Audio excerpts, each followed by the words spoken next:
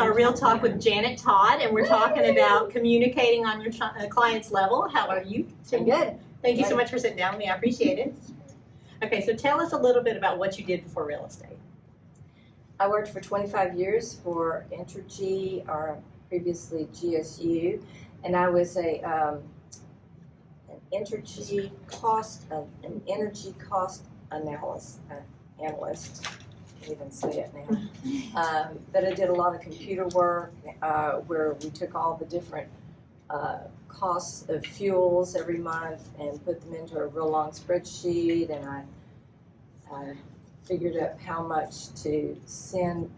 each pipeline was going to cost us in their price per unit. Mm-hmm. And I would send out notices to the power plants to tell them how much to pull from each pipeline each day and what priority to minimize the fuel cost. Mm-hmm. How long did you do that for?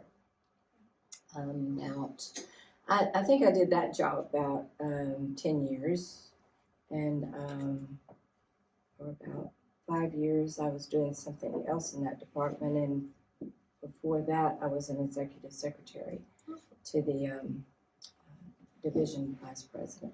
So what made you decide to get into real estate then, doing that kind of a job first?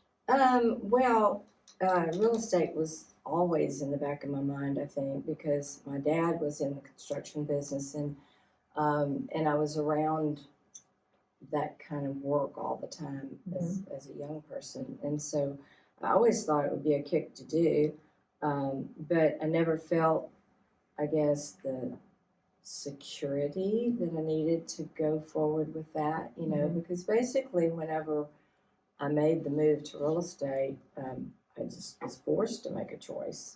There was a merger, and so that job was ending either way. Yeah.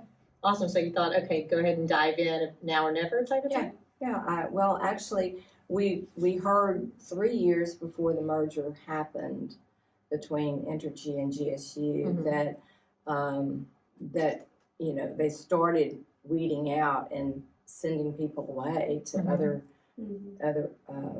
locations, or just giving them severance packages, and for 3 years they gave away all that money, and then when they got to me they kind of tapped out. But it gave me a heads up, and during that time I got my real estate license and worked on weekends. I studied with Eddie Stockton.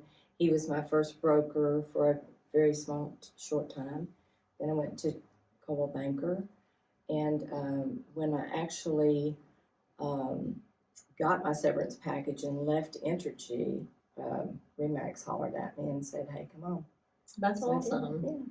So how long have you officially been with Remax? Over 25 years. It was Halloween Day in 1996, I think. Wow. And that's cool. That is cool. So you said your dad was in construction. Did he do? Yeah, my dad was a painter, but he was an extraordinary painter. He used to paint all the houses around the lake in Lake Charles, all the big antebellum houses. And so is that your whole life growing up that he did that kind of work? Pretty much. Wow, that's really cool. Pretty much. So would you say that he's influenced you quite a bit in real estate, or? He's influenced me in everything. Yeah? Yeah. I love that. Yeah. I've got his attitude. I've got his attitude. I've got his let's see, his impatience. All the good fun stuff. I've got his attention to detail. Yeah. All those things that drive you crazy and make your hair fall out. Are there any other ways that you feel like your upbringing or your life experiences have influenced your ability to communicate with people? Absolutely. I always, my dad always wanted to be a car salesman, and I was like, "Oh, don't do that, Dad." Really like you doing what you're doing. And I never wanted to be in sales because I never thought I could sell anything. And but I loved houses, and I loved new construction, and I loved the whole process of building. And so to me, I wanted to kind of specialize in new construction because I thought that's something that I know that I could really do okay with. And I did do that for a while. Yeah. And then it kind of went all berserk and everywhere. And I did a little bit of You everything. expanded. Yeah. So what kind of a kid was Janet Todd? Oh gosh. I was a tall, skinny, the tallest, skinniest cheerleader Iowa High School ever had. They called me Flap Away. My maiden name was Fall Away. They called me Flap. They called me Gazelle. They called me No one has ever called me a gazelle. String. I was just, I was taller than all the boys. I was skinnier than all the girls. I was just bones, and but I was still coordinated, so I could do cheerleading. It's okay. That's It was funny. fun. Yeah, we had. I grew up in a small school. There were 50 in our graduating class. Yeah. And so we all were real close to each other and had a lot of fun. So did you get in on the jokes whenever they were saying that, or did it bother you at all whenever they called you those kinds of things? Well, it As a gave me kid, I mean, that's second different, thoughts yeah. as a kid, but as we grew up and some of it stayed with me. It only stayed with me with my closest friends. Yeah. They were really the ones that created it and perpetuated it. Do you feel like growing up in such a small town or a small school has made you easier to relate to or given you any more empathy, you think, being in those kind of environments?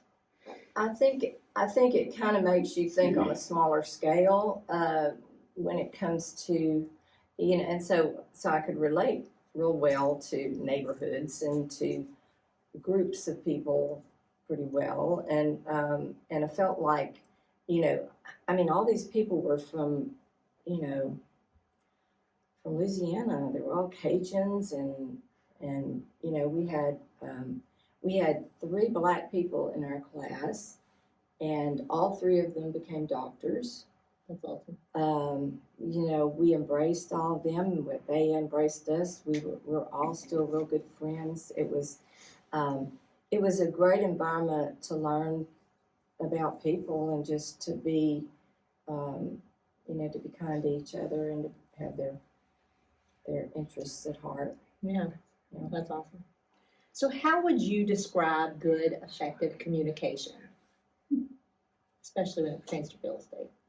Well, I think, from the get-go, when you're making your first approach to a client or you're having your first meeting with a client, I think, we've all been taught all the things we need to tell them and get across to them, but, I try to space it out well. I try not to just talk business. I try to first listen to them and find out what they're really interested in, because it's, everybody's got a backstory and everybody else has something strenuous going on in the back of their lives. And they may be smiling and happy and excited about getting a new house, but they're just as nervous as everybody else about what's going on in their lives. So you have to really, I think, focus on where they are and learn up front quickly what they're after, what they want, what the important thing is to them. Whether it's don't call me at the office, they don't know I'm moving, or don't let my husband know that I'm doing this because I'm leaving him. All kinds of life-changing. Oh yeah. Well, and as I've gone through my career, I feel like I've touched on every possible negative with a reason for moving. I seem to be the queen of divorcees lately, and people. Do you feel like it goes through seasons like that? How it's almost like they say I've gone things through can be years with that. It's a never-ending season. I think somebody wrote on a bathroom wall somewhere, Janet's been divorced before. They flocked to me. For a good deal call. That's so funny. For a good divorce realtor. Yeah, but I love that you. Oh, I'm sorry. No. You go. I was going to ask you, because you had talked about like really trying to figure out what's important to them. Do you have a go-to question to kind of get that out of them? or is it just something that comes through? I time? don't really. You know, I think most anybody that you meet for the first time, you kind of, of course, at Intergy, we learned about personality types, and you can tell from people's body language and from their openness with you or their initial conversation with you, how close held they are or how open they're going to be, and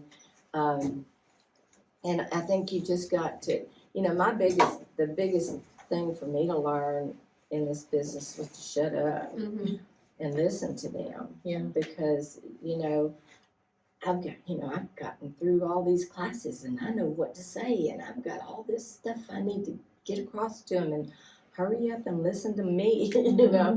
I just had to learn to shut up and let them talk and really see where they're coming from, what their goals are, what their anxieties are about.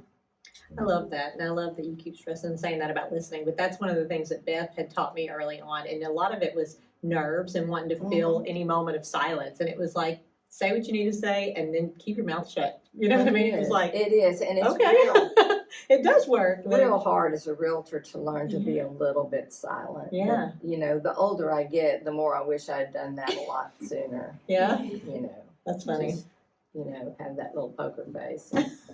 Well, and I think too, like it goes to what you teach though, whether you're working with a buyer or a seller, like there's a big difference between like a conversation and then a presentation where it is, I think, your nature and your inclination to go in and just tell and what you know and tell them what you've seen and all these different types of scenarios, but it's so much more valuable if you can just let, like you said, just kind of put something out there and just let it sit and let them, kind of go back and forth with you. Yeah. And they're going to reveal so much more. Then there's always this person who decides that he or she knows everything about real estate and there's no way you can impart anything of value to them. And, when you learn that that's who you're in the front of, you really have to treat them differently and you have to really, it's almost a suck-up game. It's like, okay, what do you want to tell me about You're the boss. real estate? Yeah, you're the boss. I'm not really here. And it just, I hate working with people like that because with all the knowledge that we have and all the work we've put into becoming the professionals that we are, you want to use it, you want to share it, and you want to give them the benefit of everything that you know. And recently I had a client that worked me to death, and then ended up buying a for sale by owner. And in the middle of that, just toward the end of that, he told me, I asked him if he wanted me to help him with that for sale by owner thing, and he, oh no, we're dealing directly with him. Thank you very much. And the minute I hung up the phone, I thought, I wish I hadn't shared one bit of goodness with you, because I had told them a lot, and I had really prepared them for negotiating, and I just felt so angry. Used. So what do you feel like is the greatest challenge today with good communication in this day and age, especially post-COVID world, I guess? Well, first you got to get people off their phones. Yeah. And you got to get them, to actually give you an audience. It's so hard to get an audience when everything is on the internet and they're, all the people around them have already seen the house and so's already looked at it with somebody else. And, of course, they were looking at it for me, but, well, why aren't you working with that agent? Well, she didn't like that agent, What about you? Who do you like? So, I think that's a big part of it. People have a different thought process now than they did whenever we started in this game, I think, because, there used to be a lot of, I'm trying to say, Respect. huh? Respect. yes, there used to be respect, there used to be a certain level of um, You think like personable relationships, I mean, you get to see them face Well, to face a lot more. you know, we've always tried as Remax agents to be the professional in in the area and to be up on all the education and Raise the bar. be the one they look up to and all that stuff. And these days, a lot of people don't look up to anybody. Mm-hmm. And they don't have any respect for anybody. Don't have respect. I don't trust. They Yeah. don't trust anybody. They just, and that's another thing you've got to look for. You know, it's just how do I gain just a tad of trust? Yeah. And about the only way I've learned to do that is to find that common ground that we have, whether it's grandkids going to the same school or, you know, we like the same Daisy, you know, whatever. Yeah. I love that. So do you feel like things like texting and social media and things like that have made it easier these days or harder because you're less likely maybe to get in front of them, or? I don't like the person I am texting as well as the person I was when I was face to face with everybody. Yeah. You know, I think we fed off of each other a lot more. We had Energy. a closer relationship. We could build the trust better, I think, because we were, you know, we became friends with everybody. And now when everything is on texting or emailing, it's kind of like, oh, yeah, I got another message from that realtor. Mm-hmm. You know, sometimes I think they don't even know my name, but, you know, they bought a house from me already. Mm-hmm. So Yeah, that's difficult. I agree.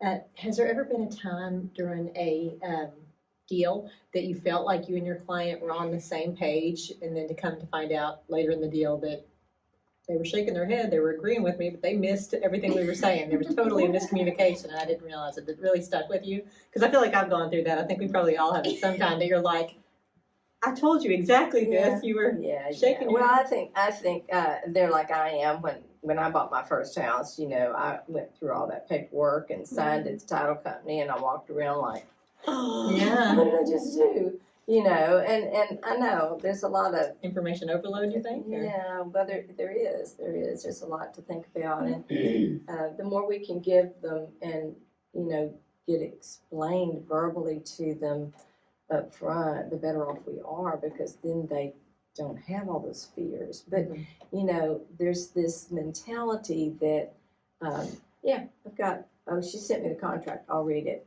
and then they fall asleep on it, and then later on they don't know diddly about what they signed. Yeah. And that's one thing I hate about DocuSign, because I literally used to sit in the office with every client and go over every page with them and their spouse. Do you feel like it's harder to get them in the office since they know that that's an option, that they just are like, send it to me, I'm good?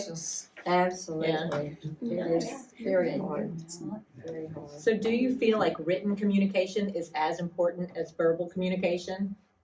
Like having things in writing as well? Absolutely. Yeah. And you know, and I want them to sign each and every one of those things, and I want them to know what they're signing. Mm-hmm. In fact, when DocuSign came along, I made it my policy that, you know, okay, I'm going to send this to you by DocuSign, but I want you to call me the minute you see it, because I'm going to be on the other end reading it through, looking at all the parts of it that I want to point out to you.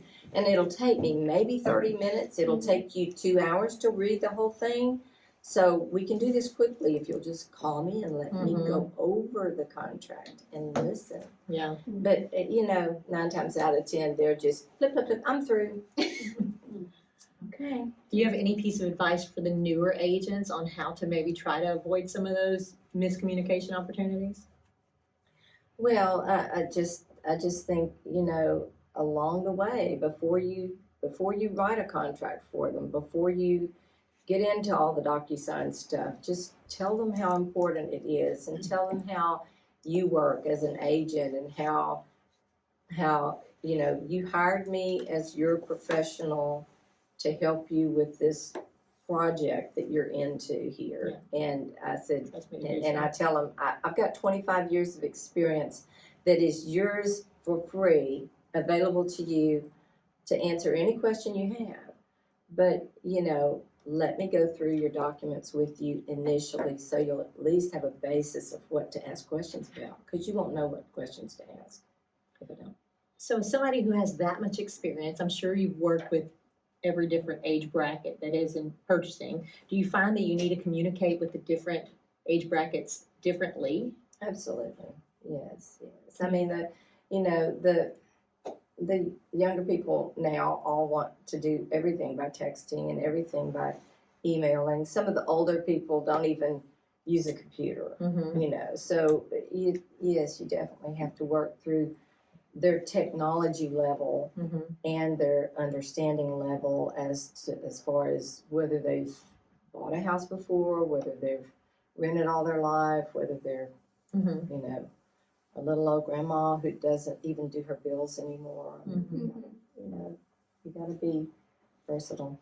I love that you had talked about listening to them so that they can, you know, share their most important needs. Would you say that that's probably the most important part of communicating is listening? It's how you get smart. Yeah, Mm-hmm. I love that. That's how you get smart in a class. It's how you get smart when you talk to people about their needs. It's the only way. I love that. You Yeah. say that. That's good. I'm going to remember that as a Yeah, sound bite for And myself in I'm the like, future. that's That probably was not good. I right. know, really. And maybe it just offends me because people don't listen to me. But That's smart. Let me help you. That's Can funny. I ask you a question? I got grandkids. Listen. Yeah. Yes. Yes. Okay, so a second ago you were talking about like it sounded a lot to me like a communication plan, or at least Yeah. very similar to what she teaches that we call a communication Mhm. plan. Kind of figuring out like, are you comfortable with emailing, or do you prefer a text Mhm. message? Do you want a phone call or a face to face? Are you doing a lot of that just as part of your natural process up front with your different people that you're working with, or is that part of just the conversation when you have that relationship established? I do it in a conversation. Yeah. I've seen a lot of realtors that have a list, you know, that they give Mhm. people and say, how do you want to be communicated with and all that stuff. I Mhm. just use it as part of my conversation Mhm. generally. And sometimes I don't even have to ask because I know this one works at ExxonMobil. Right. I know she works nights, Mhm. you know. So they share that with me because they know Mhm. they can't take calls during the day. I think that's so smart that you're incorporating a lot of that into the conversation, though, because it can save you a lot of frustration down the line if you're constantly trying to kind of push information and you're not getting a response. When come to find out they couldn't because But they all were those hurt. things, all those things y'all do with lists and sending them out to people and getting them to check it off and sign it and all that stuff. All that's really, really good. I just, you know, got used to doing it Yeah, you developed your way. years ago, and now I'm probably going to forget how to do it because I You're so funny. don't have it. You had So- talked. I'm sorry. Oh, Stacey, I'm No, sorry. I no, feel like no, I'm always no, like, no, I like it. on the flip side, so if they're sharing with you, okay, here's when I'm available, I prefer to be communicated this way, are you sharing your own communication preferences, or do you just kind of adapt to each person? Like, are you saying, okay, if you need to reach me, this is the best way at this time, or are you just kind of a take it as it comes?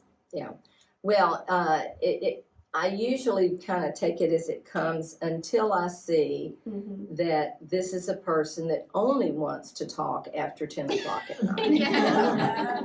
And at that point, I usually try to pull back and say, hey, you know, my husband goes to bed at 10 o'clock. I really can't take calls after that. You know, let's Let's keep it up until 8. Yeah. yeah. Can we do this in the morning, or can you just email me if it's after Mm-hmm. 10 o'clock or something, or 9 or whatever? Yeah, I mean, the older I get, the more I want that to be 8 or 7 or 6. but yeah, you gotta set some limits with Yeah. some people because they'll use you until they can't. Yeah. Mm-hmm. I'm Okay, done now. okay, yeah, it's okay. I want to make sure you got anything else. Yeah. So you had talked a little bit earlier about reading like facial expressions and things like that. Would you say that you are pretty good at reading body language, and have you always been able to, or is that something you've developed in your 25-year career? I think that I think I know I can tell what kind of people people are pretty Mhm. quickly. Yeah, or moods and things. Yeah, I mean, I hate to say I categorize people, but I guess I do in my brain. I kind of put them in this little group of,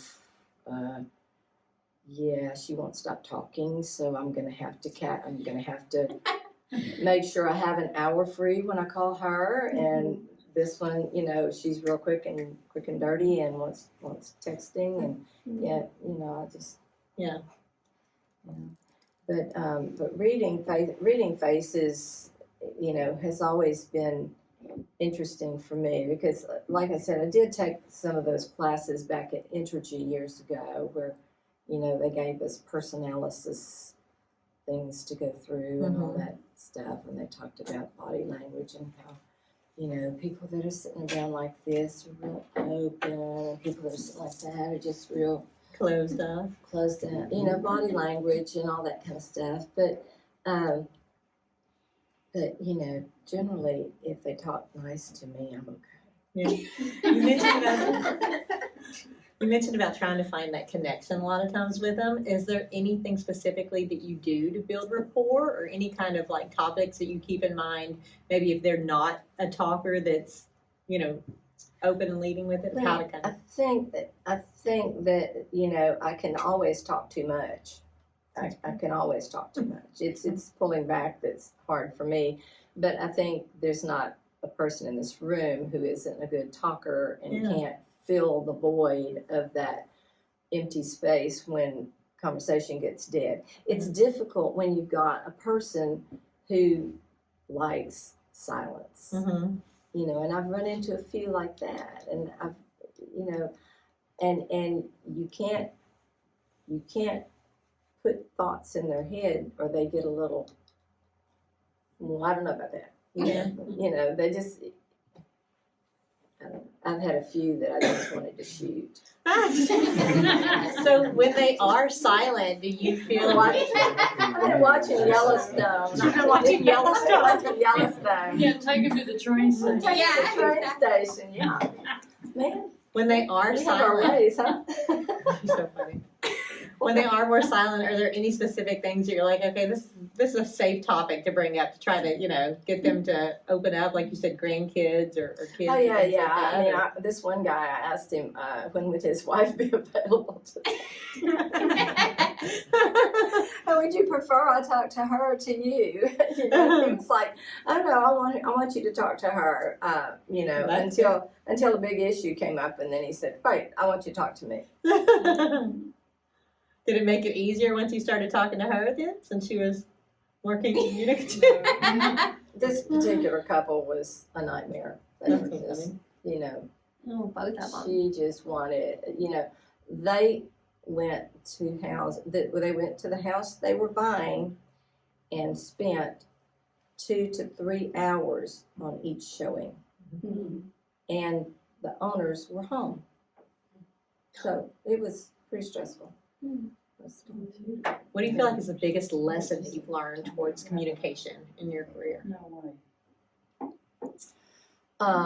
Whether it's how to protect yourself or just how to, like I said, you know, Yeah. build those connections. Well, you know, again, I have a hard time keeping my mouth shut, and I have a hard time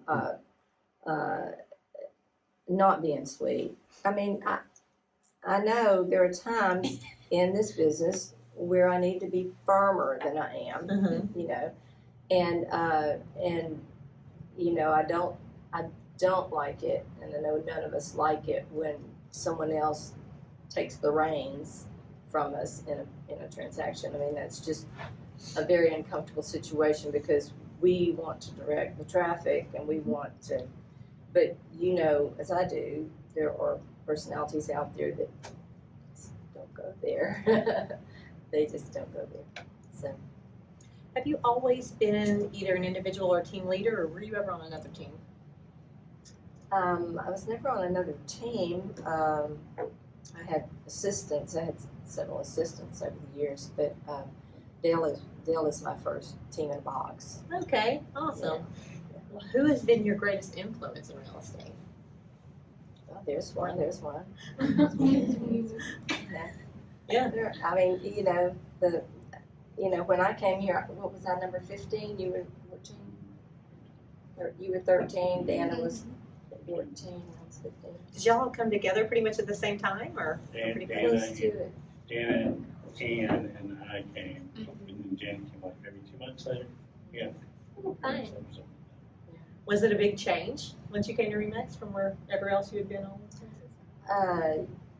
Yes, and I had these super big fears about coming to Remax because, well, first of all, I guess, you know, about that time was when I left Entergy, and I just Can I felt, interrupt you just a minute and say something really positive about Janet? Having Love been there when she was working, and you probably remember this, Mark, when she was working for Energy, she had a really big, responsible job that she was holding down, and she was doing real estate like gangbusters. So I never understood how she did. Multitasking, No, yeah. I don't know how you did that, Janet, and I've always admired you for being able to have two lives. thank you. I Bravo. appreciate that. Yeah. Well, Bravo, I mean, I was young and busy back then, younger and busier. But I'm surprised Energy put up with that. I mean, Well, but she did both and jobs. and I did not make friends at Entergy doing that because there were others that were just sitting around fearful of their jobs, didn't know where they were going next, and I had planned ahead, and so that made me unpopular there. And I remember I interviewed at American, and who was the broker back then? Bill Christian. Yvonne told me that she wouldn't hire anybody that had another job. And you know, and I understood that, you know, the full-timers would, you know, not appreciate that much. So I pretty much just worked on weekends until the transition happened, you know. And I remember, let me tell you about the day I left Entergy. I had my license in my pocket. I had been sending out little mailers. I left Entergy with a box of stuff from my desk, and I put it in my trunk, and I cried all the way from the Entergy building to 21st Street. And I parked my car, and I got out, and it was a fabulous, beautiful, stellar day, and I thought, you idiot, you know, your umbilical cord is cut, and there is nobody in charge here but you, and this is the most fantastic office I've ever seen. And I just walked down the street and put my card on some doors, just spent the whole afternoon walking around on a couple of streets there, the numbered streets, because it was kind of my welcome myself to real estate. I mean, Like yes, a light switch came on? I had been working it a little bit, you know, but you know, that was just, it was that day when I felt so much freedom. Mhm. And it was the thing that really attracted me to real estate was that I could be my own boss. Have Look you- at Charlie. The Look Charlie. at Charlie. With your own Charlie. Yeah, Your with mom. You said that you plan for that in advance once you knew. Have you always been a planner, or are you somebody that likes to make sure your ducks are in a row all the time? Oh, I get my ducks in a row when I'm trying to go to sleep at night, and that's not a good thing. Not a good thing at all. But no, I've always kind of made a list the day before of what I wanted to accomplish the next day. Yeah.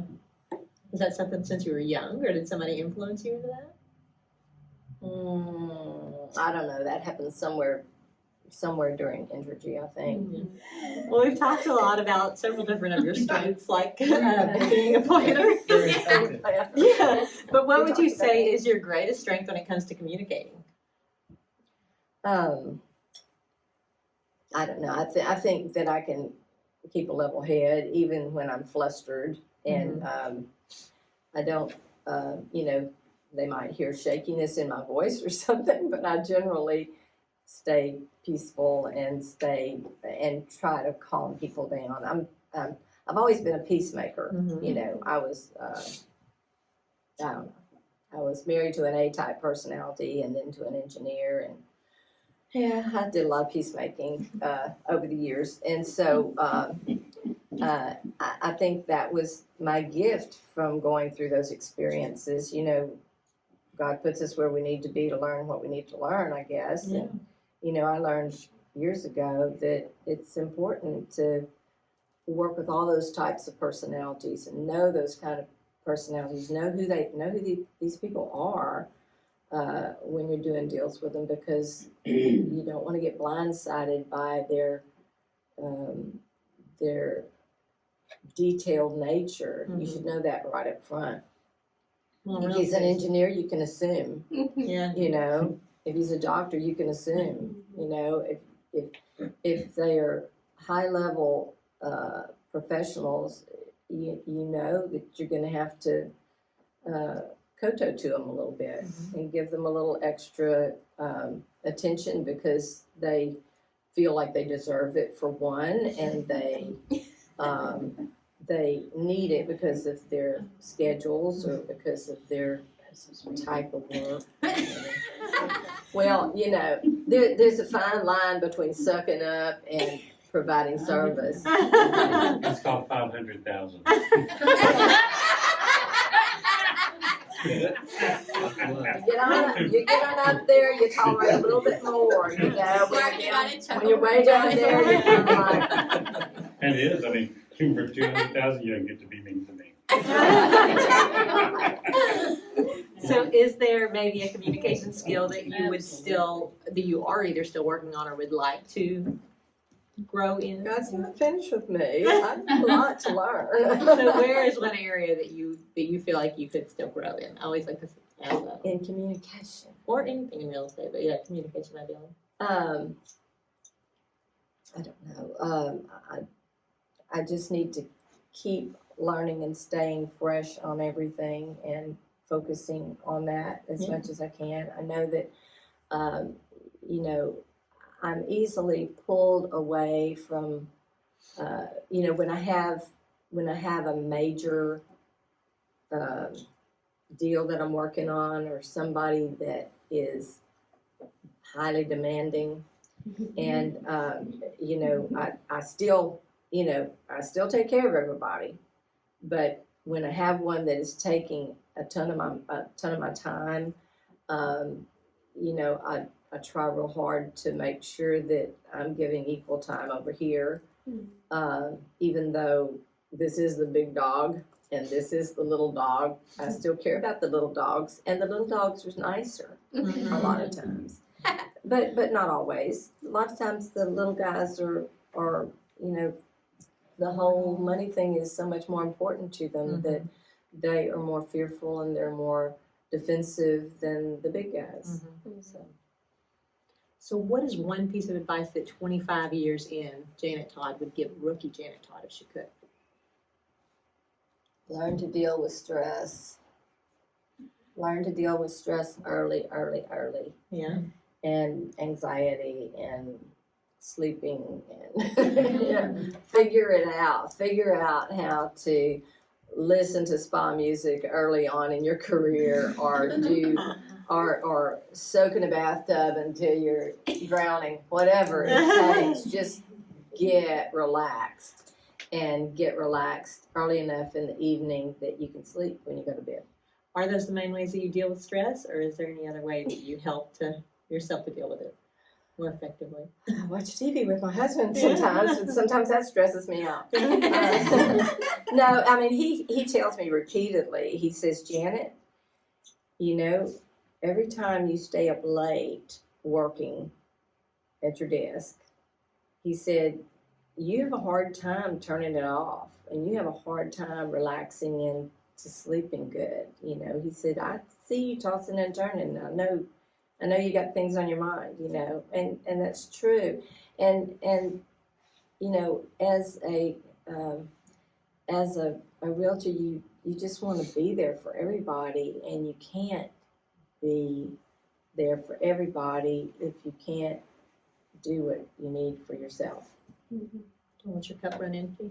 Hmm? I said, don't let your cup run empty. Don't let your cup run empty. Yeah. Fill it up, drink some more. So in 25 years, you've seen You've seen the 2007, 2008 market, right? You've seen several of the major hurricanes here. What's been the most, I guess, life-changing moment in real estate that you've gone through, whether it was storm or different markets or things like that?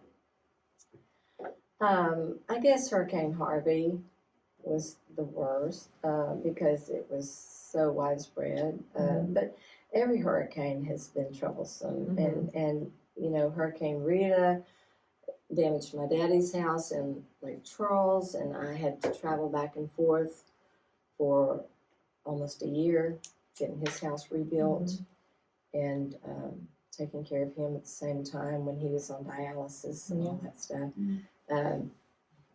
You know, now I've got my mom who has dementia. She's 93 Wednesday, and Happy birthday to her. and she's a blessing in my life. I know y'all think on the week that I'm with her, I'm just with her, but I'm not just with her. I do bring my work to her house, and she has the better internet of all of us. So it works out nicely. And believe it or not, Gunsmoke and I love Bonanza. Andy Griffith are great backdrops to work to. You know, you can kind of tune them out and giggle every once in a while and go back. And I love those too. It works. But yeah, mom has been very patient. She sometimes looks over at me and she's like, well, no, she does this a whole lot. She said, can I turn a light on for you here? And I'm like, Mom, this is just like a TV, you know, it's okay. So But, you know, we go through the same questions over and over every day. And it's, she's just a real big supporter. And every once in a while, when I bring her to the office with me and I stop in and pick up a paycheck, I throw it in her lap and she looks at it and she's like, well, where'd you get this for? What did you do? How did you get this much money? And I said, well, Mom, I sold somebody's house for them. Oh my God. You know, That's so funny. it's precious. Do you feel like those hard times, like the hurricanes and things like that, have really given you an opportunity to kind of let your communication skills shine? Because those are times that you get to really kind of step in and Yeah, there are definitely times when you can help people more and you can be there for them more. And you know, I try to kind of tell people where I've been. You know, we talked about when you first meet somebody and you want them to know who you are, and I try not to say I a whole lot, but I try to let them know right up front who I am and where I've been. And normally in telling them that, I strike an accord with them because we're all people, we're all living here, we've all got something in common and some people in common and all that. So it's just finding that common ground helps you so much. yeah. And being in real estate for as long as you have, how have you avoided burnout Avoided it? or dealt with it?